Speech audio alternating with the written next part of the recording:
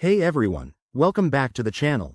Today, we're diving into a straightforward guide on how to send Solana from Uphold to KuCoin in 2025. If you're into crypto, you know how important it is to move your assets securely and efficiently. Solana is one of the fastest growing blockchains, and transferring it between exchanges like Uphold and KuCoin can help you take advantage of better trading opportunities.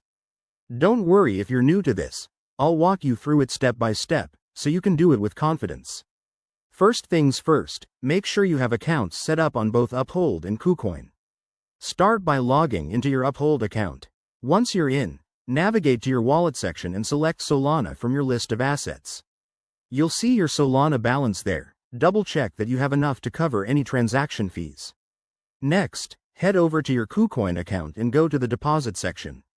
For Solana, you'll need to choose the Solana network, as it's essential to match the network types to avoid any issues. Copy the wallet address provided by KuCoin. This is crucial, so don't skip this step. Now, go back to Uphold, and in the Solana wallet, look for the Withdraw or Send option. Paste the KuCoin wallet address into the recipient field, enter the amount of Solana you want to send, and review the transaction details carefully. Before you hit Confirm, take a moment to check for any network fees and ensure the address is correct. Crypto transactions are irreversible. Once you're ready, confirm the transfer. You'll get a confirmation notification, and it might take a few minutes to a couple of hours for the Solana to appear in your KuCoin wallet, depending on network congestion. A few quick tips. Always use the exact network specified, like Solana's own blockchain, to prevent funds from getting lost. Keep an eye on gas fees, as they can vary. And remember, security is key.